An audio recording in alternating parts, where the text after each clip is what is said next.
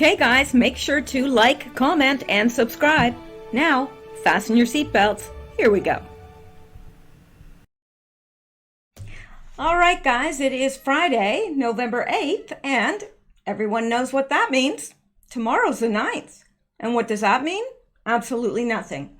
But it is 11 o'clock right on the dot, p.m. Eastern Time. So let's get started. I'm kind of bummed out tonight. I'm just going to tell you, and those of you that don't like it when I chat, you can fast forward. But I'm a little bummed out because I looked at my videos, and well, actually, I looked at a couple of my videos, recent ones, just slightly, just, you know, checking sound and what have you. And I thought, who is that old person? And what has she done with Michelle? I was like, I didn't recognize myself. I've got all this aging going on right in the mouth region, and I'm thinking, well, that's because my mouth probably gets more use than the rest of my face. I'm just saying. But anyway, I'll probably get over it. I'm just not ever going to watch another one of my videos again. All right. Well, it's cheaper than buying Botox, right? Just avoid mirrors and videos. Yeah. Okay. Much more expensive here in Canada for all that stuff. All right. Let's get into the news because you didn't come to hear me via WSM. And what is a WSM? It's a whining, sniveling malcontent. And I have purposed in my heart to never become one. I don't want to either whine, snivel, or be malcontent. So let's go on. Now, we are going to get to the news, and at the end, I am going to thank a few people because they're worthy of being thanked. All right, let's see here. There's a few things that I want to skip until tomorrow because I'm hoping to do 2 videos tomorrow. Again, of course, it will depend because I do have to help my mother with her computer, and that always takes about 5 times longer than I think it is because I love my mom, but she forgets, and I show her, and then she forgets again. But good for her. She's in her well up into her 80s, and she is still using the computer, and I think that's wonderful. More power to her. All right, let's look at this from Paul Speary. Breaking. The daughter of a Muslim Brotherhood official who advocated Palestinian jihad and hired the al-Qaeda Ayman who ministered to the 9/11 hijackers at radical Dar al-Hijra Islamic Center has been elected by Democrats to the Fairfax County School Board in Northern Virginia. Virginia! What have you done? Just saying, that sounds familiar. I don't know. Where have I heard that before? Okay, let's go on now. I'm telling you, Virginia people. You know, I know there's lots and lots of good people in Virginia, but either there was massive cheating going on, which would not surprise me in the least, or what's wrong with you people in Virginia? Not all of you, but you know who you are. Okay, let's go. Now, this is another one of those things that's got to make you go, Minnesota, first Muslim Somali woman wins city council seat, won't even speak English to the people afterwards. Now, this was yesterday's news, but it's still pretty fresh, not stale yet. The first Muslim woman in Somali has won a seat on the St. Louis Park City Council in Minnesota. Democrat Nadia Mohammed claims, "My voice is needed." I realized how much my voice is needed, Nadia said. The 23-year-old, she's only 23 years old, 23-year-old Somali refugee came to America when she was 10. Now she's been elected as a council member, and what's she looking to focus on? Affordable housing, climate change, and racial equity. That's all the usual things anti-Americans focus on in order to oppress law-abiding American citizens. Here is here she is talking after winning the election. Thank you seems to be the only English she provided in this clip for television. And let's take a look at her.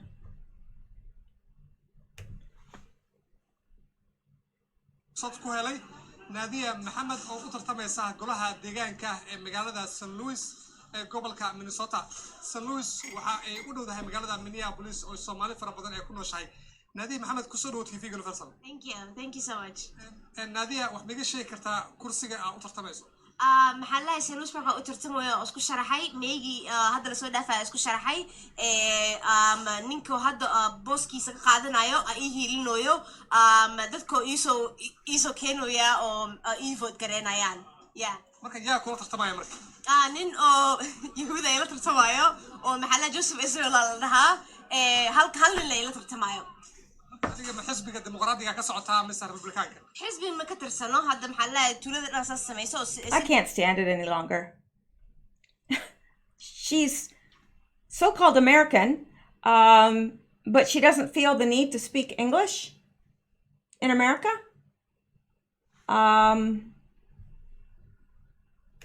Yeah, all right. This is unbelievable if you ask me. I'm sorry, but this caught my attention. Muslims demand KFC alter the Colonel's secret recipe. Seriously. Well, you want to check that out? Because I kind of do. Yeah. I didn't see that before. I would have been all over it like a cheap suit. Colonel Sanders is rolling over in his grave, but so far, KFC is holding the line on the latest absurd Muslim demand that all of society bow to their religious beliefs. This story is from Frontline News. Kentucky Fried Chicken is a highly successful chain restaurant. They have been around for decades and they won't be leaving, but the legal dispute they are caught up in is threatening that. More importantly, it is over some of the most absurd nonsense that will make your stomach turn. A group of Muslim believers is campaigning for Kentucky Fried Chicken to shut down their businesses if they do not serve halal food. It is a movement that is gaining a lot of support in New Zealand, all thanks to a Facebook and social media campaign. They have gained over 2,000 likes in a little over a month, and their support continues to grow. Okay, the Jews do not eat pork. They don't eat pork. They don't eat, any form of pork, ham, sausage, whatever. If it came from a pig, they don't eat it. But do you see them taking up signs and boycotting places because they serve pork? Really? Do you see them, campaigning for places to change recipes that have pork in them? I've never heard of such a thing. Have you? I mean, has anyone ever done that? Has any group of people ever done that? Lobbied for somebody to change a recipe? I don't think so. Yeah. So anyway, however, what seems to be missing, I skipped over something. The U.S. Herald reports the movement is being led by Saida Fozia, I'm not sure if I'm pronouncing that right, who has said the process of delivering halal food is not that difficult. We've had it's very cruel. It's very cruel the way they slaughter meat to make it halal. So I'll just throw in my 2 cents there. But what do they care about that? And whether it might actually affect its business model around the world, in that the entire concept of KFC is a branding persona of its carefully guarded top secret original recipe, which includes a blend of 11 herbs and spices. However, Ms. Fuzia has gained a lot of support online, asking why the simple transition can't be made to include halal KFC. Just like to point out, KFC is a multinational fast food corporation. It has about as much cultural bearing on New Zealanders' way of life as Taco Bell, one person said, but not everyone was having it from the bully Muslims. No, because you know what? There's other places to eat. I have an extremely difficult time finding anywhere that I can eat. I do. I have food allergies. I'm gluten-free. There's very little I can eat in the way of fast food. In fact, I don't think I can eat any fast food, to tell you the truth. And I don't. I almost cook I cook almost everything at home from scratch because that way I know what's in it. But what about all these other people that have food allergies? These are medical conditions that, so what about them? You don't see them like boycotting, take the peanuts out of whatever, because I'm allergic to peanuts. And there's a lot of people allergic to peanuts. A lot. So I don't know. It's this mindset of everybody owes us. Everybody must adapt to us. We are the most important people and our needs matter above all others. And I'm freaking sick of it, to tell you the truth. I really am. And we get our fill of it around here, let me tell you. She says, okay, but not everyone was having it from the bully Muslims. Fortunately, KFC has no intention of caving into the demands of these pushy Muslims. Good, because I won't eat halal meat. And you know why? Because I don't want my meat prayed over by whoever, and to a God I don't support. And also, I don't want, I know that it's a cruel way of slaughter, and I don't want to have any part of it. So if I see something's halal, I avoid it. We've got it all in our grocery stores as well here. So, but I won't eat it, and I never will eat it. If I was starving to death and I had to eat it or die, yeah, I would. But still. All right. Fortunately, KFC has no intentions of caving. Thank goodness.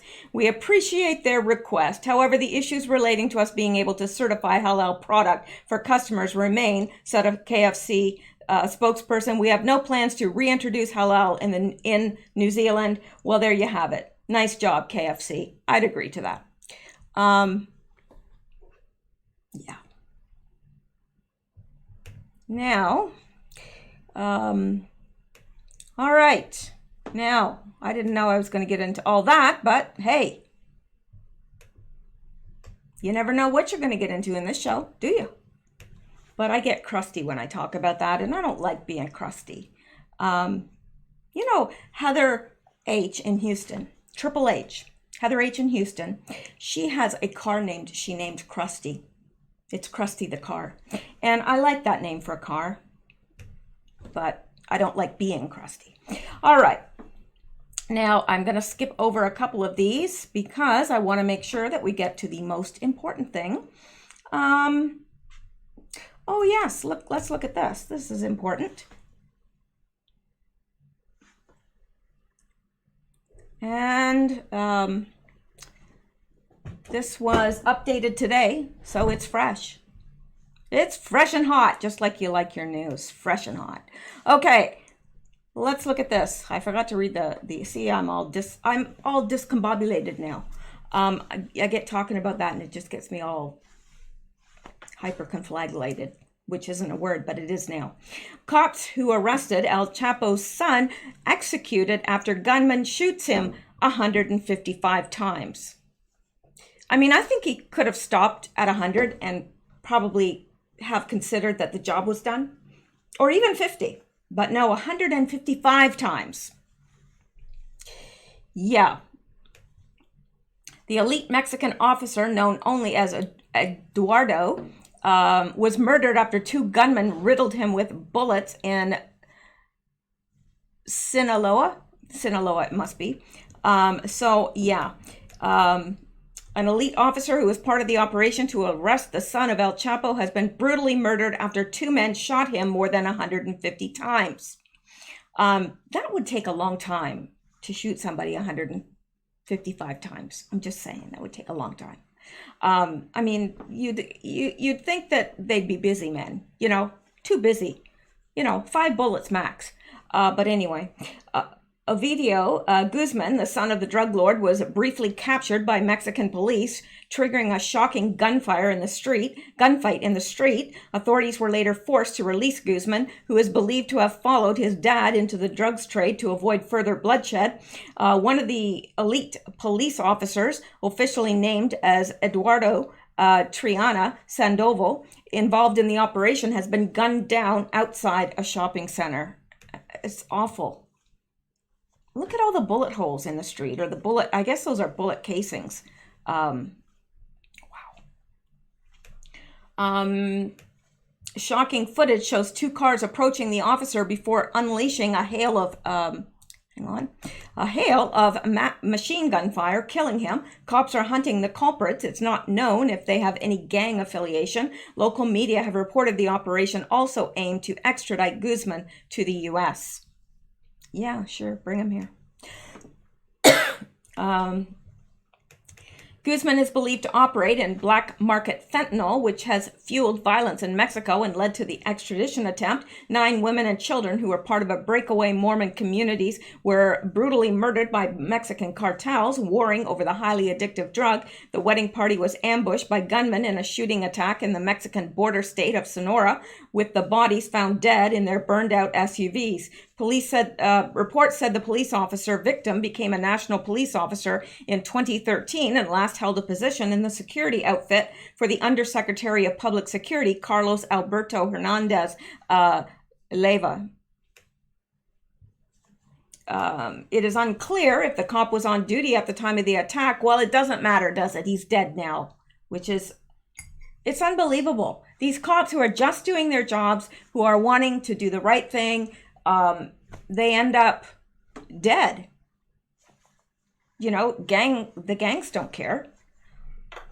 Anyway, it is unclear if the cop was on duty at the time of the attack, although he was reportedly carrying a gun with him. But what good would that have done? Because, you know, he's not expecting to be ambushed, and by 2 people. I mean, come on. The Secretary of Public Security, Cristobal Castaneda Camarillo. I know the 2 L's are pronounced like a Y. And his undersecretary, Hernandez Leyva, both showed up at the crime scene on the same morning to supervise the investigation. The local authorities are investigating the incident, although they have yet to establish whether a criminal gang was behind the alleged assassination. Yeah, because normal citizens usually just drive around and, you know, execute people 155 times. You know, that, you know, usually if it's overkill, it's something personal, really. That just makes good sense. All right, let's get off of that topic and on to another one. Why am I whispering? I don't know. Okay, now are you ready to have your jaw hit the floor? Because you may not know this. You may not. Zaid, you know, the first video I did yesterday. Zaid, yeah, he is the lawyer for the whistleblower. You know, Eric Charmella, the one that we're not supposed to say, we're not supposed to mention because they think nobody knows. Yeah, him. Well, his lawyer, he's a piece of work, but he was Epstein's attorney. Get that? Yeah, what are the chances? I don't know. But there you have it. Coincidence? I don't think so. Let's look at this, shall we? Why, sure. Let's go there together. Now would be a good time. All right. Okay, now this by Q Army Stormtrooper, and this is an interesting thread. Back on 5/20/19, Q told us to follow the attorney of Epstein. Did this attorney take the photograph in this Q drop? And of course, we remember this, Clinton and Tony Podesta, and I can't remember who these other guys are, but so, and Q said here, follow the attorney. And it says, who took the pic? Who was located behind the camera? And then he said, sex trafficking is real. Oh, I didn't know how true those words were. Boy, is it ever real. And it's pervasive. I had no idea how pervasive sex trafficking was, human trafficking, and pedophilia. I had no idea. I knew it happened. I knew that it was part of the rituals of the elites. But I had no idea how pervasive it was. And in a sense, and don't take this the wrong way, in a sense, I wish I could go back to thinking it was not that big of a problem. I wish I could go back to that, because it is hard to sleep knowing this is happening all around us. It really is. All right, so let's go down to the next one too.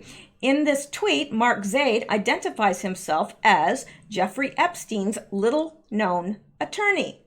Mark Zaid is the attorney for the whistleblower, Eric Charmella. You know, the one that called for a coup and a rebellion against our duly elected POTUS. Yeah, that's the one. Let's take a look at this. This is the, in case you've forgotten, coup has started, first of many steps. Impeachment will follow. And then it says, POTUS fires acting, okay, what is this? I don't know what that is, but, he's replying to this. Okay, yeah. I'm sorry, I'm just kind of off tonight. I'm off, kind of like milk that's just on the verge of going sour. You know, you smell it and you go, smells off. Well, I'm off tonight. Okay. I can't be on every night, can I? Okay, 3. Mark Zaid also tweeted this. You don't say, Mark. Seems like all these deep state anti-Trumpers have one thing in common. They are all part of the formerly powerful deep state cabal pedophile club. Yes, indeed they are. Now, let's look at what he says here.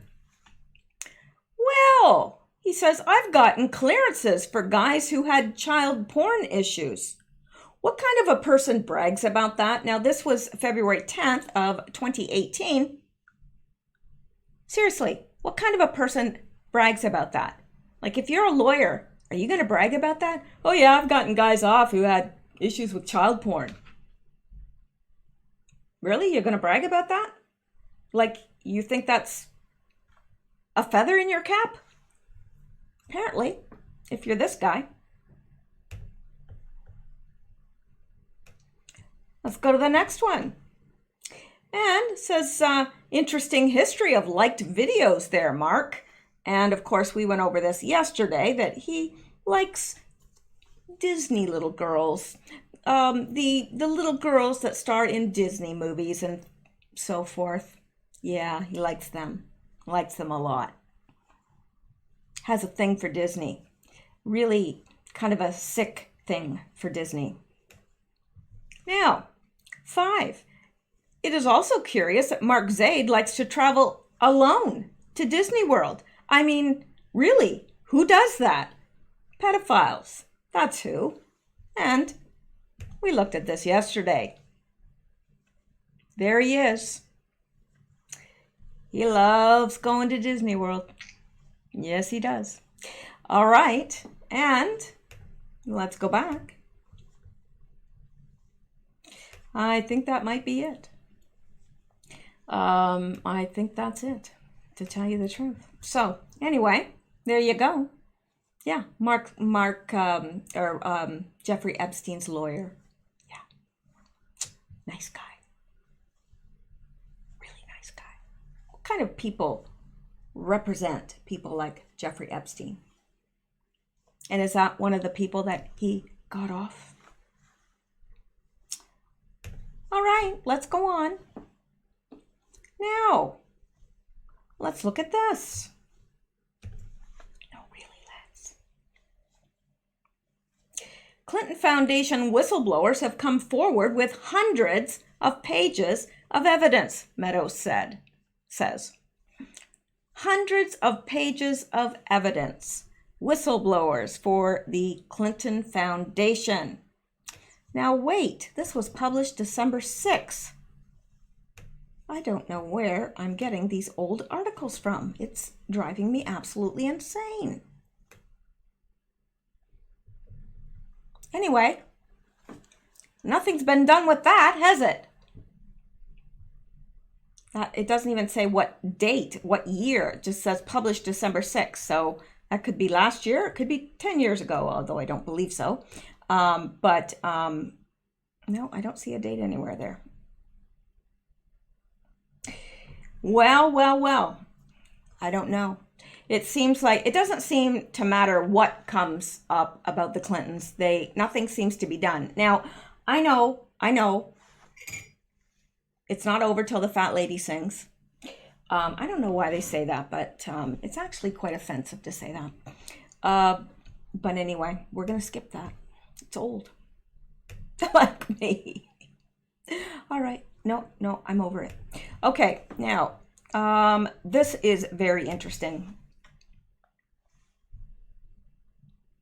And this is from September 10th, but it's still pertinent. Leprosy, a deadly disease from the Middle Ages, has reemerged, threatening a number of homeless people in Los Angeles. According to the CDC, between 100 and 200 new cases of leprosy are annually reported in the U.S. Dr. Mark Siegel, a professor of medicine and medical director at Dr. Radio at NYU Langone Health, wrote in The Hill. Dr. Siegel added a USC study discovered that most of the 187 patients with leprosy who were treated at its clinic between 1973 and 2018 came from Mexico, where the disease is widespread. I didn't know that. I would never in my wildest imaginations have thought that leprosy was widespread in Mexico, but it is.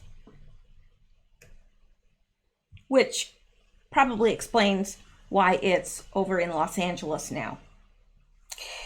Anyway, he noted that leprosy remains more prevalent in Central and South America, with over 20,000 new cases diagnosed annually. Given that there is certainly the possibility of sporadic cases of leprosy continuing to be brought across our southern border undetected, Dr. Siegel said. The occurrence led Dr. Siegel to issue a warning that the contagious disease that is spread by respiratory secretions and nasal droplets in close proximities will soon affect nearly 60,000 homeless people, 75% of whom lack temporary shelter or enough hygiene and medical care in Los Angeles.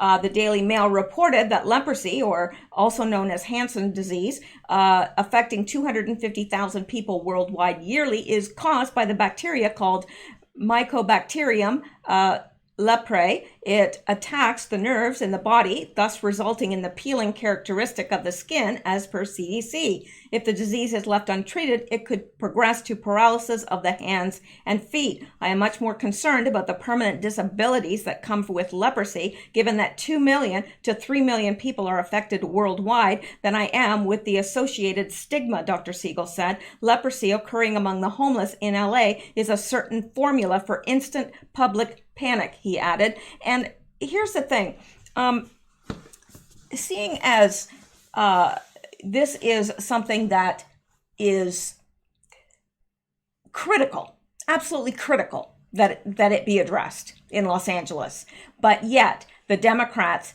do nothing except push for impeachment of our duly elected president. Let that sink in. Why aren't we doing something about this? The homeless people, they don't have the proper shelter or sanitary conditions to be able to keep it in check.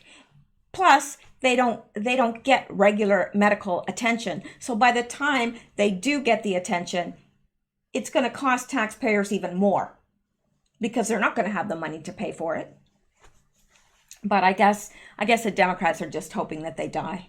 I don't know. But it makes me very angry that these conditions exist in America. In America. Can you believe this? Would you have believed it? I don't know how old you are, but if you're able to go back 20 years, would you have believed that 20 years later we'd be here?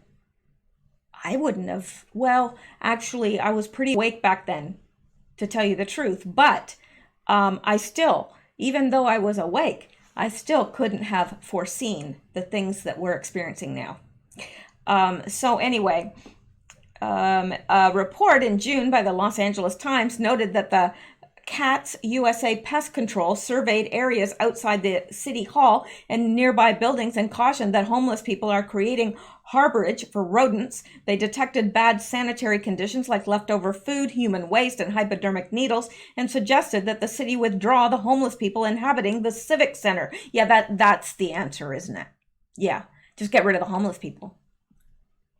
Why are there homeless people there to begin with? Address that. Don't just move them somewhere else. These people are, they lack the very basic in human reasoning and logic. Truly. Or else they're just plain evil. And I'm beginning to think it's the second, because I can't imagine that anyone is that stupid.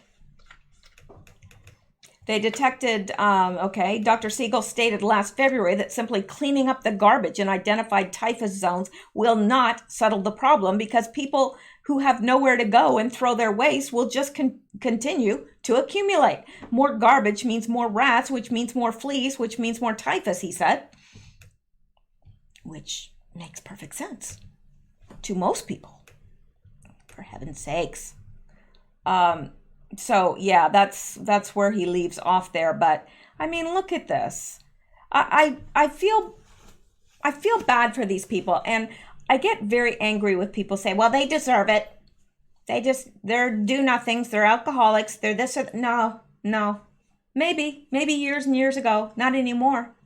There's people on the street that some of them have jobs. Some of them want jobs and can't have it, because you know what? If you don't have a place to lay your head at night, a place to get showered, a place to get dressed in clean clothes, it's pretty hard to hold down a job. So yeah, my heart has always gone out to the homeless, really. And the other thing, the thing that they're doing is making it illegal to feed the homeless, which, I'm sorry, I'd have to go to jail. I'm not going to stop feeding the homeless. Are you kidding me? If somebody's hungry, I'm going to feed them. Just like if I see a stray animal that's hungry, I'm going to feed it too. That's just, nobody's going to tell me, oh, it's not right, you can't do that. No, I'm sorry. The law of God is above the law of man. And telling a person that it's illegal to feed someone, are you kidding me? But they are in a lot of cities. All right, let's go back. Boy, we're running the gamut of topics tonight, aren't we? Okay, now let's look at this. This is from today. And I know you're going to be just so shocked by this. As in, no, you're not. Former Disney employees among the 17 arrested in Florida child pornography bust. Well, what's new? Disney, pornography, kind of goes hand in hand, doesn't it? Sex trafficking, all those good things. 2 former Disney employees have reportedly been arrested in a Florida child pornography sting. Donald Durr Jr., 52, and Brett Kinney, 40, were both arrested after they were found in possession of child pornography. Kinney reportedly told detectives that he had an addiction to child pornography and had been viewing it for 22 years and had been searching for pornography involving boys from toddlers to 10 years old. Toddlers. I'm telling you one thing. I think if I was, and I know it isn't anymore. I was going to say it's unusual for women to have that proclivity, but it's not anymore. But if that was me and I had that proclivity, I wouldn't kill myself because I'm a Christian. But then again, no Christian would do that. No real Christian. But anyway, I don't know. I would want to do myself in before ever harming a child. I mean, it's crazy. Anyway, so there you go. Oh, and it says Durr was a custodial worker for Walt Disney World Resorts, while Kinney was a guest experience manager at Disney World who had been employed by the company for 15 years. It tends to attract these type of people. Now, why is that? Well, Disney, kids. Everybody that goes to Disney has kids. Just about. I mean, I would go to Disney World without kids because, well, I like rides.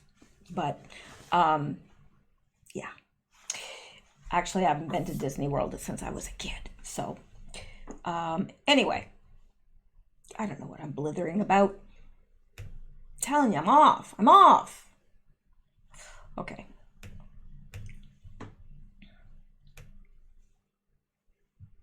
And it's, yeah, this is Mark Zaid saying, I've gotten clearances for guys who had child porn issues. And Arthur Schwartz says, why would the whistleblower's lawyer brag about this? Yeah, that was my my first inclination as well. It's like, what? Who does that? No one. Okay, let's look at this. Oh, yeah, this was just 4 hours ago. This isn't just fresh, it's hot. It's piping hot, fresh news. All right. You might need to blow on it before you eat it. It's really hot. NSC staffer denies having secret Ukraine conversations with Trump, which would be contrary to what the whistleblower said. Gee, what a surprise. Kash Patel, senior National Security Council officer accused of running a secret back channel to President Trump on Ukraine matters, has categorically denied ever discussing Ukraine with the president. What's he saying? A number of media outlets have falsely reported that, as Senior Director for Counterterrorism on the National Security Council, I have communicated with President Trump regarding Ukraine, Patel told Axios on Friday night. At no time have I ever communicated with the president on any matters involving Ukraine. Any reporting to the contrary and any testimony provided to Congress is simply false, and any current or former staff who suggest I have raised or discussed Ukraine matters with President Trump are simply misinformed or spreading outright falsehoods. Why it matters. Trump's former top Russia advisor, Fiona Hill, told impeachment investigators that she heard Trump thought Patel was his Ukraine director and that Patel was slipping Ukraine-related materials to the president outside of the normal NSC channels. Patel has never been assigned to Ukraine on the NSC. Democrats on the House Intelligence Committee seized on Hill's allegations about Patel, who previously worked for ranking member Devin Nunes and who helped write a memo that accused the Russian investigators of bias. Between the lines, Hill said that when she heard from another NSC staffer about Patel's supposed involvement on Ukraine, she considered it to be so strange and alarming that she reported it to her superior. Hill said, however, that she never found out what actually went on with Patel and that her superior, Charles Cooperman, never got back to her after telling her he'd look into the matter. Lieutenant Colonel Alexander Vindman, an NSC official who testified before impeachment investigators, also mentioned Patel in his testimony. Vindman testified that Hill told him that Patel was misrepresenting himself as a Ukraine expert and the president had come to believe Patel was in charge of Ukraine policy on the NSC. Yeah, when they don't have, enough incriminating evidence, well, they just make it up. That's what they do. In a statement Friday night, Patel categorically denied all of these allegations from his current and former colleagues. I pride myself on my record as a dedicated national security professional who is entrusted to handle our nation's most sensitive matters, he said. At no time have I strayed from my mission to protect the homeland in service to President Trump and the National Security Council. Yeah, interesting. No? I think interesting, yes. All right. Okay, now let's look at this, shall we? Of course we shall. Let's make sure. Yes, it was today. Again, fresh news I'm bringing you here. Fresh news. Get your news. Hot and fresh. It's kind of like the sign at Krispy Kreme Donuts. Hot and fresh. Hot and fresh. You know when that sign goes on, you stop. You do. I know you do. Yeah, nothing better than a hot, fresh Krispy Kreme donut. I'm so glad I'm not living anywhere near one. because, well, donuts and me. It's not a good match. All right, on same day, FBI agent Peter Strzok, removed from Mueller gang for bias, he completed a 302 on that very case he was accused of bias. Wait a minute. So, and you know what the 302s are, right? It's like what the FBI, where they write their notes about from interviews and stuff with whatever. Yeah, I know. That's a really technical definition. I hope everybody understood it. So anyway, yeah, on the same day, he's removed from Mueller's investigation for bias. He completes a 302 on the very case he was just accused of bias. Yeah. So I'm telling you, this is the most convoluted crap.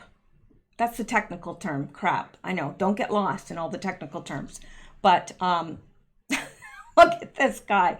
And I look at this guy and I think, Lisa Page, what were you thinking, girl? Really?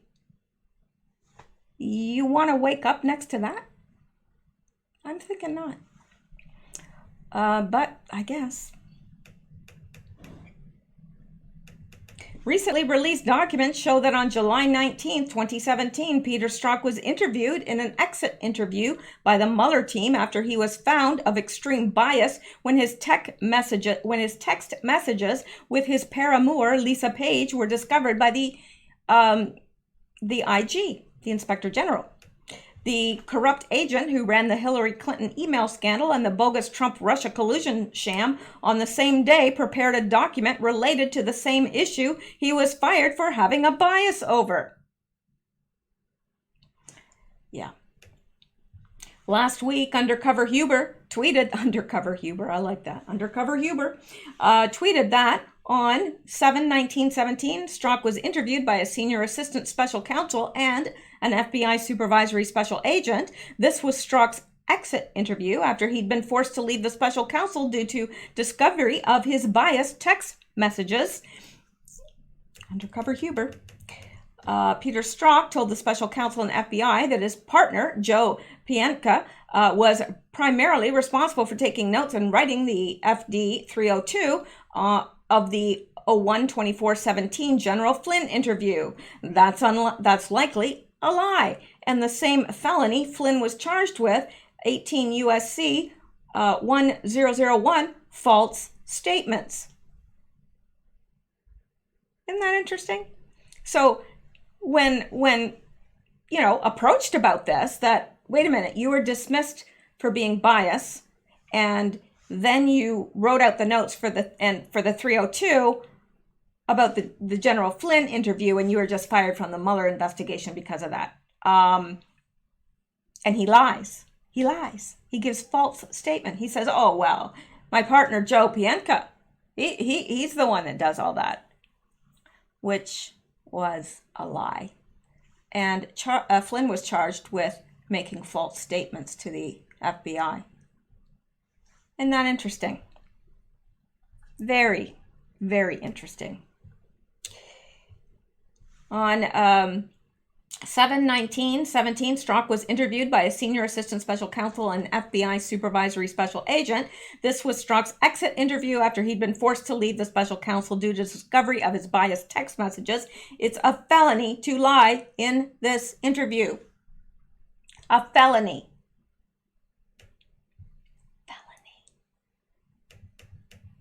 A felony. So this tweet answered a question we asked in December 2018 related to a footnote in a Mueller filing.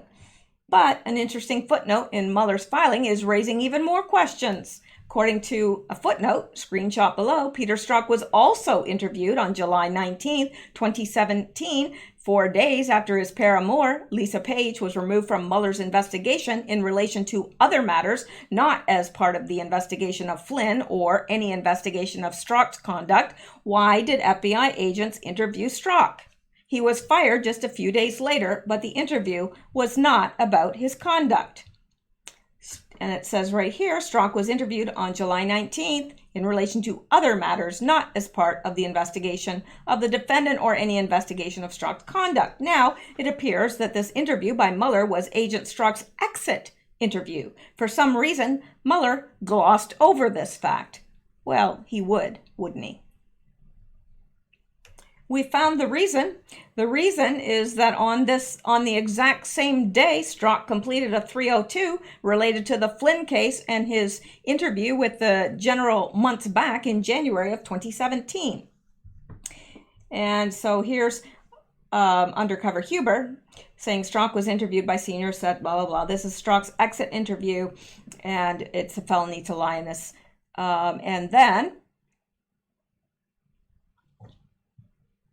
And then he responds that, yeah, it was Joe Pientka, whose name was redacted, was primarily responsible for taking notes. And so where is this January 302 report taken by FBI agent Joe Pientka?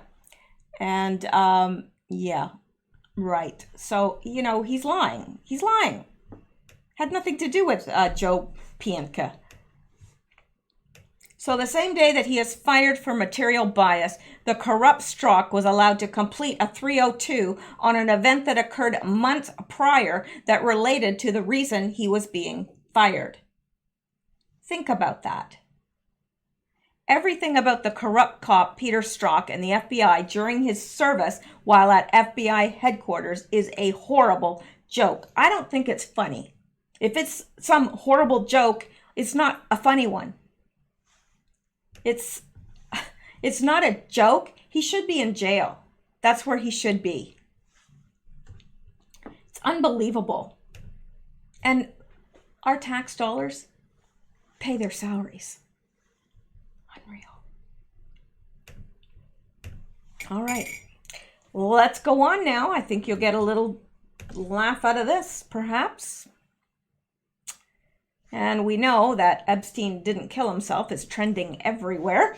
And let's look at this. A California brewery is printing Epstein didn't kill himself on the bottom of its cans.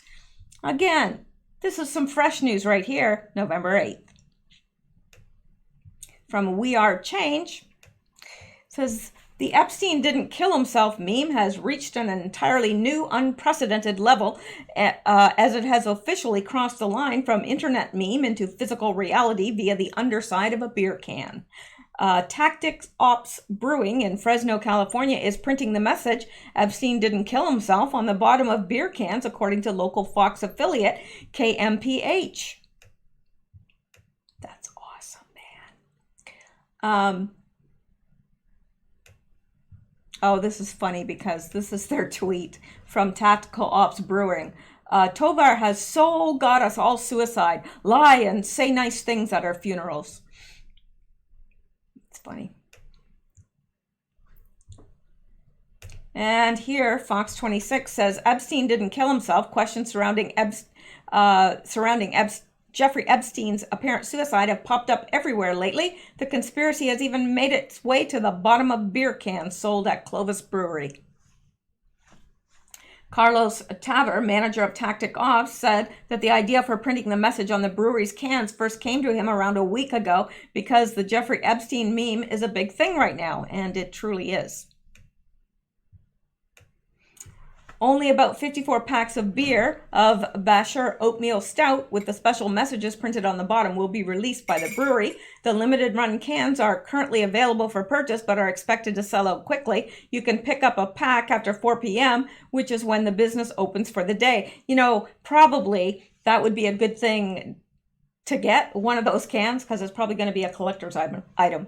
Tactical Ops began in 2014 with a vision to combine craft beer with appreciation for our family members that served our country, according to the brewery's website. The brewery owners have close ties to the U.S. military. Well, if they have close ties to the military, then I'm sure they're Trump supporters. In addition to Basher Oatmeal Stout, Tactical Ops market beers with names like Shrapnel IPA, Blonde Bomber, Bunker Brown, Bayonet Hazel, Nut Brown, and more. So there you go. All right. Let's see what else we have here.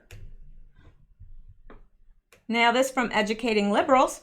The media wants to publish the whistleblower who revealed they were protecting the world's biggest pedophile while at the same time protecting the whistleblower who they know is committing treason against America. If that doesn't tell you the media is corrupt, then nothing will. I concur with that.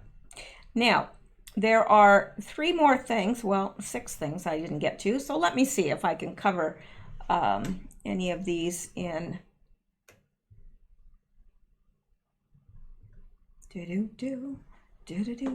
Now, this I find it very, okay, let's look at this first. 2 more things before I sign off. San Diego State University normalizes pedophilia as a sexual orientation. Can you imagine? Gee, I'm wondering how long it'll be until they say that rape is a sexual orientation, that they're just sexually oriented to rape. I don't know. I mean, I know you're saying, well, that's ridiculous. Well, so is this.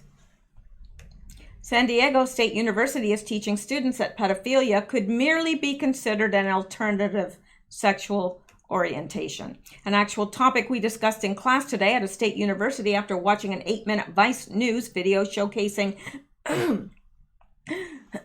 sorry, I don't know where that came from. Did you ever just choke on saliva? It's crazy. An actual topic we discussed in class today at a state university after watching an 8-minute Vice News video showcasing self-identified pedophiles. This is going to be mainstreamed. Wow. It suggests that embracing pedophilia as an alternative sexual orientation could be part of the acceptance of diverse sexual identities. The Vice video showcasing pedophiles may well have been their platforming of Todd Nickerson, a self-confessed pedophile. Vice's article about Nickerson sympathetically portrayed him as an individual who openly admits wanting to molest children as a victim of right-wing vigilantes. Conservatives have been warning for years that the ultimate end game of every fetish, gender identity, and sexuality being not merely tolerated but endorsed would eventually be the mainstreaming of pedophilia, and we're seeing that. We're seeing that a little bit every day. And it says we are now not far away from that eventually. So there you go. I was just seeing who wrote that. All right. So, and I got a little update here, and that in case you haven't heard this, this will be good news for you. It was for me. Yeah, remember the little boy that was being forced to transition to a girl, and the mother wanted him chemically castrated. Well, let's read here. 7-year-old whose mom tried to transition him chooses to attend school as a boy. Dallas, Texas, November 5th, 2019, 7-year-old James Younger, whose mother enrolled him in kindergarten as a girl, has finally been able to attend school as a boy for the first time. James' parents' fight over whether he should be subjected to a gender transition garnered national attention after LifeSite News and the Texan reported on the trial. Mr. Jeffrey Younger was fighting to prevent his ex-wife, Dr. Ann I'm not sure how to pronounce her name, from transitioning James into Luna. The custody battle over James and his twin, it sounds like the name of a poodle. The custody battle over James and his twin Jude sparked public outcry. Texas Governor Greg Abbott called for an investigation into the situation, as did other conservative leaders. Thank God for Greg Abbott. On October 24th, Judge Kim Cooks awarded Dr. George Ulas, and Mr. Younger joint managing conservatorship. and joint decision making of James and Jude, this new ruling increased Mr. Younger's time with his boys and allowed him to have his boys on school nights. Dr. Georgelis will not be able to subject James to medical transitioning without Mr. Younger's consent, although a court-appointed individual will be able to make decisions if the parents cannot come to an agreement. In the ruling, one of the court findings highlighted a statement from Dr. Alberton, the custody evaluator, that Dr. Georgelis was over and above affirming. The court also found that the mother has exceeded the scope of the exclusive rights and duties provided in the prior order. According to the Facebook post from the Save James page, which is now run by friends and families, as Mr. Younger is now under a gag order, James chose to wear boys' clothes to school while he was staying with his father. Mr. Younger argued in court that James does not want to be a girl, citing James' choice to wear boy clothes and use his legal name James when with Mr. Younger. Mr. Younger also testified to an incident when James threw away the dresses James had at Mr. Younger's home in the middle of the night. Prior to the judge's ruling, James had always been with his mother, who calls him Luna when attending school. Moving forward, James will be allowed to pick what name he wants to be called at school. Jeff emailed the principal today, and James and Jude teacher had reported there was zero stress or disruptions in the classroom today, just another day in school. Prayers answer. And it says, going to school. This is what it looks like when James gets to choose. And there he is, dressed like a little gentleman there, cute as can be. I mean, that poor boy has been put through hell because, you know, you've got to think that every child wants to please their mother. And the mother had custody at that time, so the mother's pressuring this boy because apparently she had always wanted a girl and is pressuring him and pressuring him and pressuring him. So, you know, what he's wanting to please the mother. But when he's with the father, it's like, oh, good, I get to be a boy. You know, the poor little boy, just... It's awful. And there he is with his father. Prior to Judge Cook's newest ruling, Dr. Georgelis had complete authority over psychological and psychiatric care for the boys. The previous ruling granted Dr. Georgelis complete psychiatric and the previous ruling granting Dr. Georgelis complete psychiatric and psychological care was also made by Judge Cook's. In addition to granting conservatorship, Judge Cooks placed a gag order on Mr. Younger and Dr. Georgelis, preventing them from speaking about the case until James and Jude turned 18. Judge Cooks also ordered that SaveJames.com, a website created by friends of Mr. Younger, and at the time of the trial run by Mr. Younger, be taken down. Save James supporters have since created a new website in James' honor to fight to save thousands of children from chemical castration via puberty blockers and cross-sex hormones. This was displayed prominently on the old site before it was removed. This site is now sjsavethousands.com. Save James supporters see the fight as far from over and are focusing their efforts on legislation to protect children from gender transitioning. Alan Eccles, a Save James supporter from early on who now helps with the Save James Facebook page, told LifeSite News, we determined to get louder, and now we have thousands who will hold those senators and representatives accountable during the next election. We the people are fed up with the attacks on children by the transgender agenda. And this to me is extremely good news. I was absolutely overjoyed to hear this, but you know something, never in my wildest imagination would I have thought that things like this are going on, because I didn't know about it. This case has brought this issue to the forefront, and people are looking at it and going, wow, like what? I don't know if you're like me, but I didn't know. Now maybe I'm just completely naive and out of it, and I've been living under a rock, not IROC, but under a rock, but I don't know. I didn't know that they would do such a thing to a child. Who would chemically castrate a child? It's crazy.